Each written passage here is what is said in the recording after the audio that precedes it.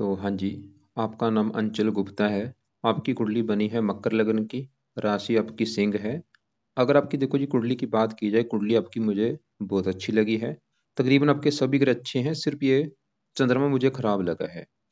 बाकी आपका देखो जी, शुक्र अपने घर में बैठा है, मंगल अपने घर में बैठा है, सूर्य उच्च का बैठा है, शनि उच्च का बैठा है, राहु उच्च का बैठा है, केतु उच्च का बैठा है, गुरु मित्र की राशि में बैठा है, बुध भी आपका तकरीबन अच्छा है।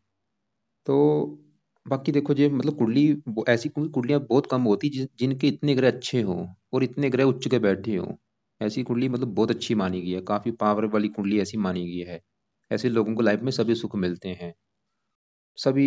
अब आपकी देखो जी कुंडली में जो नेगेटिव पॉइंट क्या है कि आपको मैरिज लाइफ में दिक्कतें आएंगी, क्योंकि उसका है कारण साथ में अगर का मान लो चंद्रमा खराब है, साथ में अगर के ऊपर शनि की दृष्टि है, और ये मंगल इस घर को देख रहा है। थोड़ा सा पति पत्नी में लड़ाई झगड़े होना, पति का बीमार होना, या पति से प्रेम ना मिलना, कोई ना कोई दिक्कतें आती हैं। मतलब मैरिज लाइफ में आपको दिक्कतें आएंगी, बाकी लाइफ में सभी सुख हैं।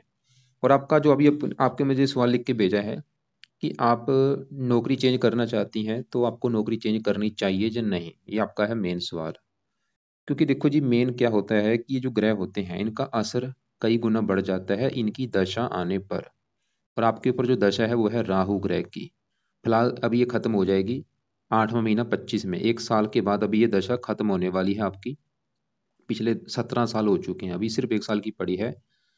राहु देखो जी, वैसे तो आपको उच्च का है, लेकिन राहु एक ऐसा ग्रह है, इस ग्रह को दानव ग्रह माना गया है कुंडली में, पापी ग्रह है। मतलब इसकी जब भी दशा आती है लाइफ में दिक्कतें परेशानियां रुकावटें जरूर पैदा करता है।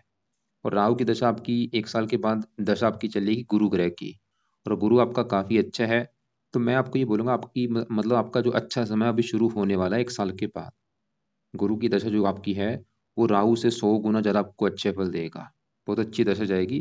थोड़ा बहुत तो बुरे फल देगा, लेकिन फिर भी आपको बड़े लेवल पे ये अच्छे फल देगा। तो यहाँ पे कहने का मेरा मतलब ये है कि आप ऐसे करो, जहाँ तो अभी आपको मैंने ये नहीं बोलूंगा कि जो आप चेंज कर लो या ना करो, लेकिन इतना आपके लिए ये कन्फर्म है कि आपकी आगे जो दशा आएगी वो समय आपके लिए अच्छा होगा। वो उस समय क्या होगा आपकी लाइफ में अच्छे अच्छा होगा, जो भी आप डिसीजन लेंगी आपको पछताना नहीं पड़ेगा। गुरु की जो दशा आपकी चलेगी। तो फिलहाल आप ऐसे कर लो, जहाँ तो आप 1 साल तक रुक सकती हैं, या आप चेंज कर भी सकती हैं, क्योंकि अभी छोटी दशा जो आपकी मंगल की है वो भी आपका अच्छा है। ये अभी चली है 9/8/24 को, और ये 1 साल की चलेगी। तो मंगल की छोटी दशा का आपके ऊपर असर है वो आपका अच्छा है, क्योंकि वो अपने ही घर में बैठा है मंगल आपका। तो कहने का मेरा मतलब ये है कि आप, अगर आपका सवाल है कि भाई जॉब चेंज करूं या ना करूं, तो मैंने आपको क्या बोला है कि आपकी बड़ी दशा भी गुरु की आगे आएगी। क्योंकि जब बड़ी दशा हमारी लाइफ में चेंज होती है, तो हमारी लाइफ में बड़े लेवल पे चेंज आता है। बड़े लेवल पे चेंज का मतलब है कि हमारी लाइफ में हमारा खाना पीना रहना सहना सोचना बड़ी लेवल पे चीज़ों को चेंज होता है। तो इसलिए आपकी जो गुरु की भी दशा आने वाली है 1 साल के बाद, इसमें आपकी लाइफ में बड़े लेवल पे चेंज आएगा। और ये दशा आपकी तकरीबन अच्छी जाएगी। इसमें आपके साथ अच्छा होगा, ये दशा आपको अच्छे फल ही देगा गुरु। वैसे तो गुरु इस कुंडली में थोड़ा सा मार्किश भी, लेकिन फिर भी क्योंकि मित्र राशि में बैठा है। अब थोड़ा सा मैं पहले गुरु को कवर करूंगा कि गुरु आपका अच्छा क्यों है, जिसकी दशा आने वाली है। और ये दशा आपकी कितने साल की चलेगी, ये दशा देखो जी आपकी चलेगी 8वां महीना 25 को स्टार्ट होगी, और 2041 में खत्म होगी। काफी लंबी दशा है। गुरु आपका देखो जी बैठा है कुंडली के यहाँ पे 11वें घर में, और 11वें घर से देखा जाता है आमदनी। आपकी जो इनकम है आमदनी, वो इस 11वें घर से देखेंगे। 11वां घर लाभ का भी होता है कि कामों में जो लाभ होगा या नहीं, मतलब आप जो भी कोई काम काज कर रही हैं उसमें आपको प्रॉफिट होगा या लाभ होगा या आपका प्रमोशन होगा, 11वें घर से देखते हैं। 11वां घर इच्छा पूर्ति का भी है। धन कमाने के साधन कितने होंगे वो यहाँ से देखे जाते हैं। मित्रों का सुख देखा जाता है, बड़े भाई बहन। अब 11वें ये चीजें हम देखेंगे 11वें घर के मार्ग से। और 11वें घर में नंबर लिखा है 8, जो कि है वृश्चिक राशि, मार्ग इसका है मंगल। हमें एक तो देखना पड़ेगा मंगल को इन चीजों के लिए। और मंगल के अलावा 11वें घर में बैठा है गुरु, गुरु को भी देखेंगे। तो पहले गुरु की बात करें। गुरु 11वें घर में बैठा है यहाँ पे मंगल के घर में, और गुरु मंगल को अपना मानता है दोस्त। गुरु अपने 11वें घर में दोस्त के घर में आया एक मेहमान बन के। अब गुरु का जो अपना घर है वो है ये एक तो तीसरा घर, और ये 12वां घर। तीसरा घर तो है आपके छोटे भाई बहन, छोटी यात्राएं, पराक्रम, उद्यम, मेहनत, साहस, ये चीजें तीसरे घर से देखेंगे। और तीसरे घर में 12 लिखा है मीन राशि, मालक गुरु। मतलब तीसरे घर की जो चीजें हैं वो उठ के चलेगी 11वें घर में। और तीसरा घर किसका मैंने बोला, मेहनत। मेहनत चलेगी इनकम के घर में। तीसरा घर उद्यम, उद्यम चला गया मेहनत के घर में, इनकम के घर में। मतलब ये तीसरा घर है मेहनत, मेहनत, पराक्रम, उद्यम। ये उठा के इसने रख दिया है 11वें घर के ऊपर। और 11वां घर है आमदनी का, इच्छा पूर्ति का। मतलब गुरु ये दिखा रहा है कि आप अपनी मेहनत के बल पर अपनी इच्छाएं पूरी करेंगे, मेहनत के बल पर धन कमाएंगी, मेहनत के बल पर लाभ मिलेगा। मतलब गुरु की जो दशा भी चलेगी, ये गुरु आपको मेहनती बनाएगा, साहसी बनाएगा, पराक्रमी बनाएगा। और खुद की मेहनत के बल पर, खुद के उद्यम के बल पर आप अपनी इच्छाएं पूरी करेंगी, आप धन कमाएंगी, आपको धन मिलेगा, धन लाभ होगा, बड़े बड़े लाभ मिलेंगे आपको गुरु की दशा में। और गुरु का चलित कुंडली में थोड़ा सा हिस्सा 10वें घर के ऊपर भी है। ये काम काज के लिए भी अच्छा होगा, नौकरी कारोबार का सुख अच्छा देगा। और गुरु 11वें घर से 3 दृष्टियां, 5वीं दृष्टि पड़ेगी तीसरे घर के ऊपर, जो कि इसका अपना ही घर है, अपने घर को देखेगा, इस घर का अच्छा करेगा। जैसे मैंने बोला मेहनती, साहसी, पराक्रमी। 9वीं पड़ेगी 7वें घर के ऊपर। यहाँ पे ये जो 4 लिखा है, ये 7वां घर देखो जी आपके है पति का घर। अगर हमने आपके पति का सुख देखना है कि भाई पति कैसा होगा, 7वां घर देखा जाएगा। और फार्मूला होता है घर का मालक देखना है, तो 7वें घर में नंबर 4 लिखा है जो कि कर्क राशि, मालक बना चंद्रमा। तो आपके पति का सुख देखने के लिए हमें 7वें घर के मालक चंद्रमा को देखना पड़ेगा। और चंद्रमा के अलावा 7वें घर के ऊपर दृष्टि है गुरु की, गुरु को भी देखना पड़ेगा। शनि की दृष्टि है और मंगल की दृष्टि है। टोटल 4 ग्रह देख के डिसाइड होगा आपके पति के बारे में। तो हम सब अभी पहले गुरु की बात करें तो गुरु, अभी देखो जी, गुरु मैंने बोला कि वो उसकी 3 दृष्टियां होती हैं। 5वीं यहाँ पे पड़ेगी तीसरे घर के ऊपर, जो कि उसका अपना घर है। 9वीं पड़ेगी 7वें घर के ऊपर, जहाँ पे ये जो 4 लिखा है कर्क राशि है गुरु की उच्च राशि। मतलब गुरु उच्च राशि को देखेगा 7वें घर को, तो इस घर का बड़े लेवल पे अच्छा कर देगा। और 7वां घर है पति का, तो गुरु की दशा में आपको पति का भी सुख अच्छा मिलेगा। पति का सुख अच्छा मतलब पति की हेल्थ अच्छी होगी, पति से अच्छी बनेगी, पति के काम काज में तरक्की होगी। और 7वां घर होता है दिल्ली की इनकम का, तो गुरु की दशा में आपकी दिल्ली की इनकम अच्छी होगी। 7वीं दृष्टि पड़ेगी 5वें घर के ऊपर, संतान के लिए अच्छा है, पढ़ाई, बुद्धि। मतलब देखो जी, गुरु हजारों अच्छे फल देगा, लेकिन गुरु थोड़ा सा बुरे फल भी देगा। क्योंकि गुरु इस 12वें घर का भी स्वामी, जहाँ पे लिखा है 9, जो कि है धनु राशि, मालक गुरु। 12वां का खर्चे का होता है। ये गुरु आपके थोड़े से खर्चे भी बढ़ाएगा, क्योंकि खर्चा धन के घर के ऊपर बैठा है, आपका धन खर्च भी होगा। वैसे ये धन देखो जी, आपका शुभ कामों के ऊपर ही खर्च होगा, फजूल के कामों के ऊपर खर्च नहीं होगा। और गुरु अपनी दशा में आपको धार्मिक बनाएगा, परोपकारी बनाएगा, धार्मिक कामों में आपकी रुचि बढ़ जाएगी। लेकिन आपने गुरु की दशा को और अच्छा करना है, और इसका जो थोड़ा बहुत बुरा फल है, अगर आप चाहती वो आपको नहीं मिलना चाहिए, और गुरु की दशा बिल्कुल अच्छी जानी चाहिए, तो आपने गुरु के करने हैं उपाय। और वो उपाय अभी नहीं, आपने गुरु की दशा जब स्टार्ट होगी 8वां महीना 25 को, उस समय स्टार्ट कर देना ये उपाय। जिसमें से पहला उपाय है, आपने, गुरु मतलब बृहस्पति को कहते हैं, तो बृहस्पति कवच का जो पाठ है, ये पाठ आपने पढ़ना उस समय शुरू कर देना है, बृहस्पति कवच। और दूसरा है बृहस्पति स्रोत। दोनों पाठ आपने उस समय पढ़ने हैं सुबह के टाइम, जब इसकी चलेगी दशा, और रोजाना पढ़ने हैं, ताकि वो दशा आपकी और अच्छी जाए। दोनों पाठ कोशिश करना, 2-2 पाठ या 3-3 पाठ आपने पढ़ने हैं या सुनने हैं।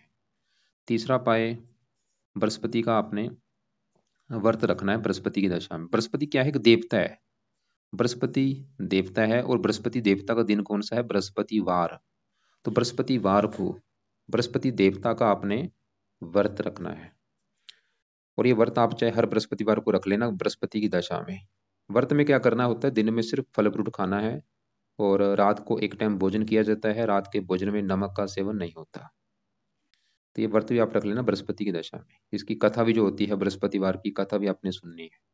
तो 3 उपाय आपने करने हैं बृहस्पति की दशा जब चलेगी, ताकि वैसे तो दशा अच्छी जाएगी, लेकिन दशा आपकी और अच्छी जाएगी ये उपाय करने से।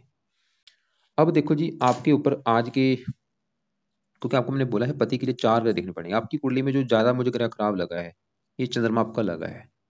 तो चंद्रमा सवाल की क्यों खराब है, चंद्रमा खराब होने का सबसे बड़ा कारण, वो कुंडली के 8वें घर में बैठा है, खराब घर में। और 8वें घर से क्या देखते हैं, आयु, मृत्यु, कष्ट, लंबी बीमारी, दुर्घटना, गुप्त रोग, गुप्त विद्या, खराब चीज इस घर से देखते हैं जहाँ ये चंद्रमा बैठा है। अब चंद्रमा आपको क्या खराब फल देगा, चंद्रमा जिस घर का है मालक, इस कुंडली में बना है मालक इस 7वें घर का, जो कि 7वां घर है आपके पति का घर। पति का सुख देखना है, 7वां घर देखा जाएगा। और 7वें घर में नंबर 4 लिखा है, जो कि कर्क राशि, कर्क राशि का मालक है चंद्रमा। तो पति का सुख देखने के लिए हमें चंद्रमा को देखना पड़ेगा। और ये जब भी देखो जी फार्मूला होता है, ये 7वें घर का मालक जब 8वें घर में चला जाता है विवाह भंग योग बनता है। तो चंद्रमा की वजह से बना है विवाह भंग योग। चंद्रमा ये दिखा रहे हैं कि आपको विवाह को लेकर दिक्कतें आएंगी। वो विवाह संबंधी दिक्कतें मतलब क्या होंगी?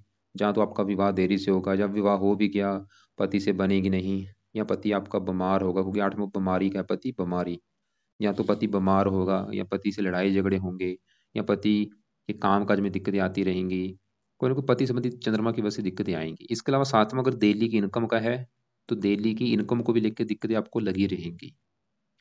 7वां अगर पार्टनरशिप का होता है, पार्टनरशिप में अगर आप काम करेंगे उसमें दिक्कतें आएंगी। और चंद्रमा देखो जी मन का कारक है, मानसिक चिंता भी आपको देता रहेगा।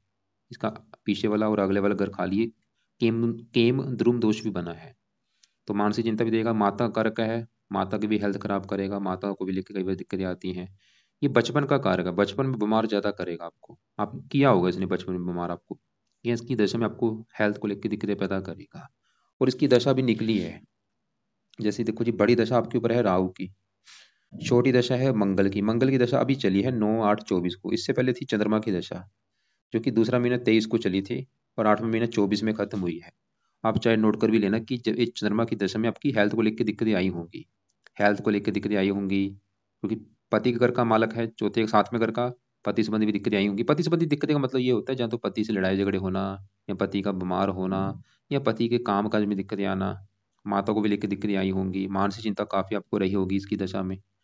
चलो ये अभी दशा खत्म हो चुकी है। अभी मंगल की जो दशा है, मंगल आपका फिर भी अच्छा है, लेकिन मंगल भी एक थोड़ा सा बुरा फल देगा। तो यहाँ पे अब मेन सवाल की चंद्रमा वैसे तो दशा खत्म हो चुकी है, फिर भी आप इसके देखो जी मैं बोलूंगा उपाय करती रहो, जो कि है। क्योंकि इसके उपाय करने से जो मेन आपको दो बड़े फायदे होंगे। एक तो सबसे बड़ा फायदा आपके पति के लिए अच्छा है, पति के काम काज के लिए अच्छा है, पति से लड़ाई झगड़े नहीं होंगे, पति की हेल्थ अच्छी होगी, और आपकी भी आप मानसिक चिंता से बचेंगी, आपको माता को लेकर दिक्कतें नहीं आएंगी। और साथ में अगर डेली की इनकम का उसके लिए अच्छा है। इसमें इसके जो पहले एक तो पहला उपाय है कि सुबह का टाइम चंद कवच का पाठ आपने पढ़ना है, या इस पाठ को ऑडियो लगा के सुन लिया करो। दूसरा है, चंद्रमा के देवता हैं शिव जी, तो शिव जी की पूजा उपासना आपने करनी है।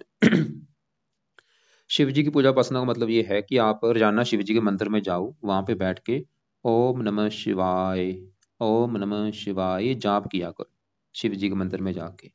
इसके आपको दो फायदे होंगे अगर आप मतलब शिव जी की पूजा उपासना करती हैं, क्योंकि आपके ऊपर राहु की भी दशा है, वो राहु की भी दशा आपकी अच्छी जाएगी, जो कि अभी 1 साल की पड़ी है।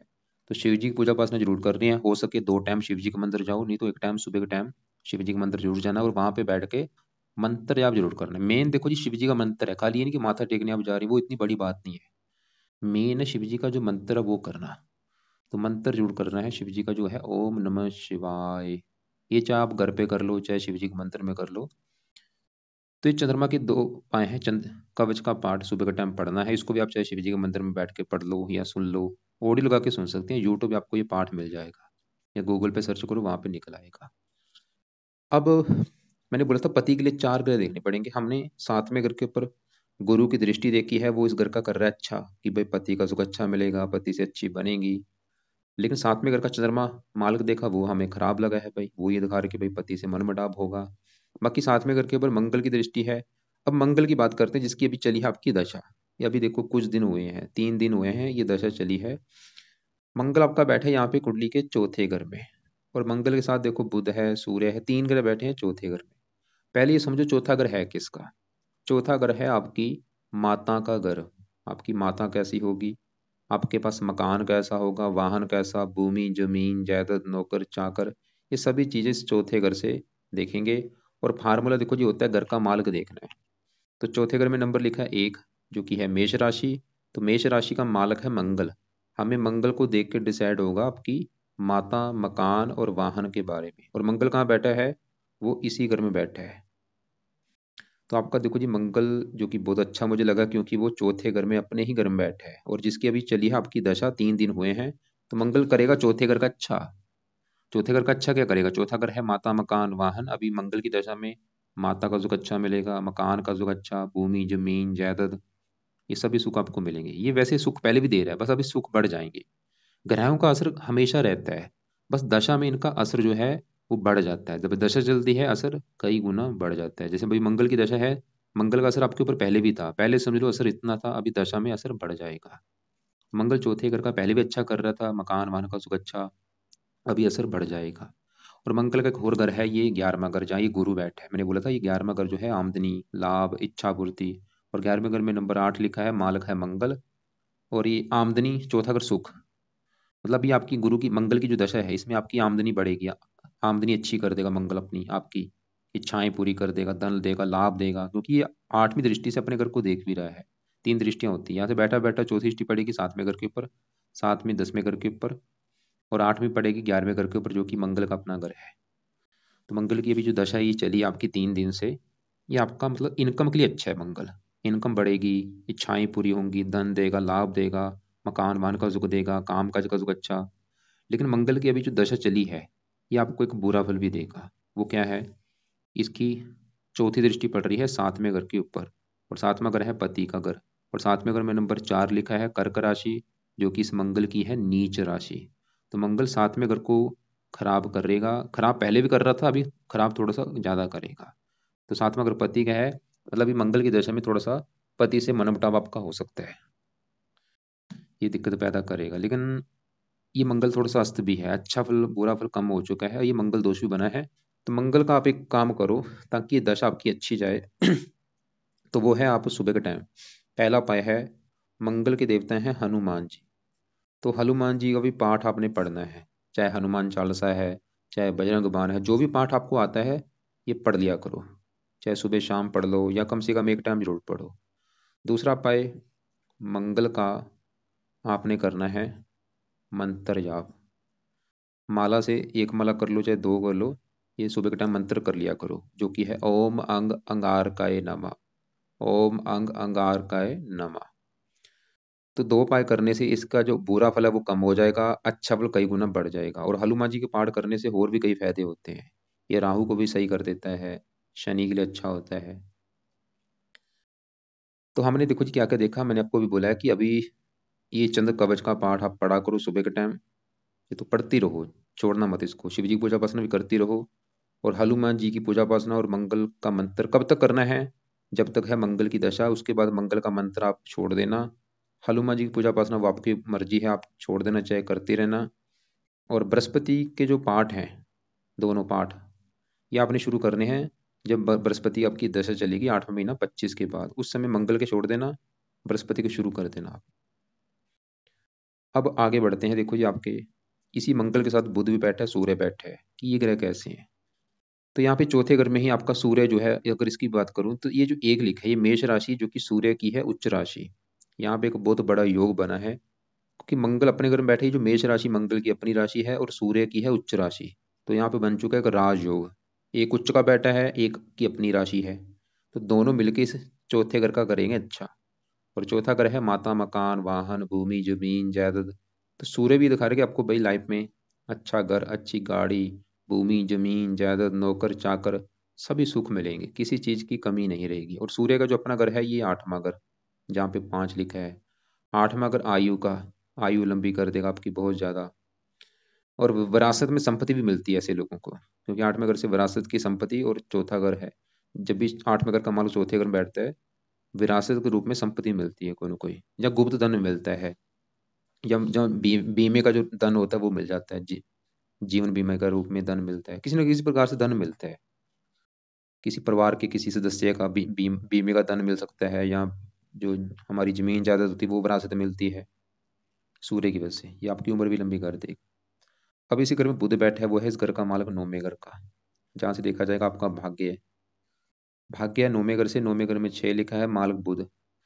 बुध इस कुंडली में योग कारक है। वैसे तो बैठा है मंगल की राशि, शत्रु राशि, लेकिन फिर भी क्योंकि इसी घर में सूर्य उच्च का है, मंगल अपने घर में, बुध भी यहाँ पे अच्छे फल ही देगा। भाग्यवंशी आपको, मतलब आपको भाग्यशाली बनाएगा, भाग्यवंशी मकान वन का सुख देगा। और ये इनकी दृष्टि 10वें घर के ऊपर है।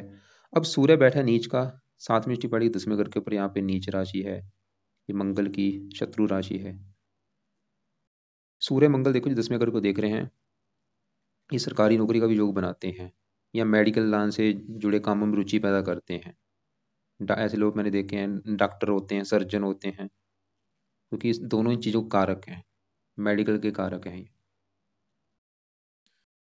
अब हम बात करते हैं आपके 10वें घर में बैठे शनि की। पहले समझिए दसवां घर है किसका। दसवां घर आपके है काम काज का घर, जो भी आप नौकरी कारोबार करेंगी दसवां घर। दसवां घर आपके पिता का भी है, सरकार भी यहाँ से देखी जाती है, और मान प्रतिष्ठा। और फार्मूला है घर का माल्क देखना है। तो 10वें घर में नंबर क्या लिखा है? 7 नंबर। 7 है तुला राशि, माल्क बना शुक्र। हमें देखना पड़ेगा शुक्र को, किसके लिए? 10वें घर के बारे में जानने के लिए। और 10वां घर किसका है? काम काज, पिता, सरकार और मान प्रतिष्ठा। तो 10वें घर का माल शुक्र है, हमें देखना पड़ेगा शुक्र को कि वो अच्छा है या बुरा है। तो शुक्र आपका है बहुत बड़े लेवल पे अच्छा, क्योंकि शुक्र कहाँ बैठा है? कुंडली के 5वें घर में, और वहां पे नंबर लिखा है 2। 2 है वृष राशि, और वृष राशि का जो मालक है वो है शुक्र। तो शुक्र देखो जी मुझे अच्छा इसलिए लगा, शुक्र के इस कुंडली में पहले समझो 2 घर हैं। 10वां घर भी शुक्र का है, और 5वां घर भी शुक्र का है। और शुक्र यहाँ पे 5वें घर में जो 2 लिखा है वृष राशि, ये शुक्र अपने ही घर में बैठा है। यहाँ पे एक योग बना है मालव्य योग। तो अपने घर में बैठने की वजह से शुक्र अच्छा है, और वैसे भी इस कुंडली में योग कारक है। तो शुक्र अच्छे बल क्या देगा? एक तो ये 5वें घर का अच्छा कर देगा, और 10वें घर का अच्छा करेगा। 5वां घर है संतान का, तो शुक्र आपको संतान का सुख अच्छा देगा। 5वां घर पढ़ाई का, आपको पढ़ा लिखा बना देगा, बुद्धि का बुद्धिमान बना देगा। शुक्र के गुण आपकी संतान में पाए जाएंगे। शुक्र की वजह से आपकी संतान सुंदर होगी, आकर्षक होगी, उसको संगीत गीत कला में रुचि होगी आपकी संतान को। वैसे शुक्र एक लेडीज ग्रह है, लड़कियां ज्यादा पैदा कर देता है, लड़का कम होता है। अब शुक्र क्योंकि 10वें घर का मालिक काम काज, ये आपको काम काज का भी सुख अच्छा देगा। और 5वां घर पढ़ाई का है, काम काज चला गया पढ़ाई घर में। शुक्र ये दिखा रहा है आपने जो पढ़ाई करी होगी उससे जुड़ा आपका काम काज भी होगा, या शुक्र के जुड़े आप काम काज करेंगी। मतलब आपका जो काम काज है वो शुक्र से जुड़ा भी काम काज हो सकता है। शुक्र के जुड़े काम क्या है? फिल्म इंडस्ट्री जुड़ा कोई काम हो गया, अभिनेता, संगीतकार, गीतकार, चित्रकार, डांस, ब्यूटी पार्लर का काम हो गया, मैरिज ब्यूरो, विवाह से संबंधित काम हो गया, रेस्टोरेंट हो गया, व्हाइट रंग से जुड़ा कोई काम हो गया, लेडीज से जुड़े काम होंगे। और भी ऐसे जो काम है शुक्र के, वो आप काम कर सकती हैं। 10वां घर पिता का, पिता के लिए अच्छा है, सरकार का सुख अच्छा, मान प्रतिष्ठा अच्छी। इसकी भी दशा आपकी बहुत अच्छी है। मेन देखो जी दशा होती है, मान लो आपके ऊपर आज शुक्र की दशा होती है, ये समय आपका बहुत अच्छा होता है। अब 10वें घर का माल शुक्र देखा वो है बड़े लेवल पे अच्छा। अब 10वें घर में शनि जो है वो भी आपका अच्छा है। शनि क्यों अच्छा है? क्योंकि वो शनि जहाँ बैठा है 10वें घर में, यहाँ पे जो 7 लिखा है तुला राशि, ये है शनि की उच्च राशि। तो शनि भी भाई आपका 10वें घर में उच्च का बैठा है, मतलब शनि भी इस 10वें घर का करेगा अच्छा। 10वां घर किसका? काम का। तो शनि भी आपके काम को जो का सुख अच्छा करेगा। 10वां घर पिता, पिता के लिए अच्छा है, सरकार, सरकारी नौकरी का योग दिखा रहा है, या सरकार से कोई फायदा होगा, मान प्रतिष्ठा अच्छी। अब शनि इस कुंडली में 2 घरों का मालक है, बैठा इस घर में है उच्च का। लेकिन शनि का जो घर है अपना, एक तो ये है पहला घर, और ये दूसरा घर। पहला घर आपका है शरीर, हेल्थ, स्वभाव, रंग रूप, पर्सनैलिटी। इसके लिए हमें पहला घर, और पहले घर में नंबर 10 लिखा है, मालक शनि है, हमें देखना पड़ेगा शनि को जो कि बैठा है उच्च का। शनि तो ये दिखा रहा है कि आपका शरीर अच्छा होगा, हेल्थ अच्छी, स्वभाव अच्छा, रंग रूप अच्छा, पर्सनैलिटी अच्छी। और शनि दूसरे घर का भी मालक है, दूसरा घर धन जोड़ने का। दूसरे घर में 11 लिखा है, मालक शनि उच्च का बैठा है धन। शनि तो ये दिखा रहा है आपको धन ही बनाएगा। धन, धन कैसे? धन काम का, जिससे धन मिलेगा। दस पिता का है काम, धन पिता, पिता से भी आपको धन मिलेगा, सरकार से भी धन मिलेगा। यहाँ पे देखो जी सबसे बड़ी बात क्या है, मेन है दशा। मान लो आपके ऊपर शनि की भी दशा होती है, इसमें आपका धन के लिए अच्छा होता, धन ही बनाएगा आपको, काम काज अच्छा कर देगा आपका। आप शनि के जुड़े भी काम काज कर सकती हैं। अब आगे बढ़ते हैं। आपके 12वें घर में केतु बैठा है, वो उच्च का बैठा है। 12वें घर में जब भी केतु होता है मोक्ष के लिए बहुत अच्छा होता है, ऐसे लोगों को मोक्ष मिलता है। मतलब ये जन्म मरण का जो चक्कर होता है उससे मुक्त हो जाते हैं। धार्मिक बनाता है बहुत ज्यादा बंदे को। अब सबसे बड़ी बात क्या है कि आपके ऊपर चल रही है राहु की बड़ी महादशा, 2007 से चली है, और अभी 1 साल में खत्म होने वाली है। और आपको मैं देखो जी एक बात बता दूं, मान लो कुंडली, पूरी कुंडली अच्छी है, लेकिन अगर राहु की दशा आ चुकी है तो राहु की चलती है। राहु लाइफ में दिक्कतें पैदा जरूर करता है। किसी आपका वैसे तो राहु उच्च का बैठा है, अच्छी बात आपके लिए, लेकिन राहु एक दानव ग्रह है। दानव मतलब इसके जो दांत होते हैं, सींग होते हैं, जो बुरा होता है, लोगों का बुरा करता है। इसकी मतलब ये खराब चीजों का कारक है, ये रुकावटों का कारक है, स्ट्रगल का कारक है, बीमारी का कारक है, दिक्कतों का कारक है, परेशानियां, चिंता। तो मतलब आप समझ लो आपकी लाइफ में जो भी दिक्कतें परेशानी अगर आ रही हैं, आप उसको, उसका जो दोष है राहु को दे सकती हैं। पिछले के जो भी सालों से दिक्कतें, परेशानियां, स्ट्रगल, चिंता, राहु की वजह से ही दिक्कतें आ रही हैं। और मैंने जैसे बोला कुंडली तो आपकी बहुत अच्छी है, लेकिन दिक्कत आपके लिए क्या है कि दशा ही आपकी अच्छी नहीं चल रही। आपकी आज शनि की दशा होती समय अच्छा होता, सूर्य की दशा होती समय अच्छा होता, मंगल की दशा होती समय अच्छा होता, शुक्र की दशा होती समय अच्छा होता, बुध की दशा होती समय अच्छा होता। दशा किसकी है? राहु की। है तो वो भी चलो अच्छा उच्च का बैठा है, लेकिन वो एक दानव ग्रह है। तो बाकी देखो जी, फिर भी आप राहु के उपाय करो। अभी 1 साल की दशा भी पड़ी है, तो राहु के जो उपाय हैं 1 साल तक कर लो, उसके बाद आप चाहे उपाय छोड़ देना। तो 1 साल तक क्या क्या उपाय है? एक तो है राहु कवच का पाठ, ये रात को आपने पाठ पढ़ना है। ये इसकी ऑडियो लगा के सुन लिया करो, चाहे पढ़ लो चाहे ऑडियो लगा के सुन लो। दूसरा है राहु स्रोत का पाठ, तो दोनों पाठ रात को पढ़ने हैं या सुनने हैं। तीसरा उपाय है राहु का दान आपने करना है, और दान की वीडियो अभी आपको मैं भेज दूंगा। चौथा उपाय राहु के लिए शिव जी की पूजा उपासना करो।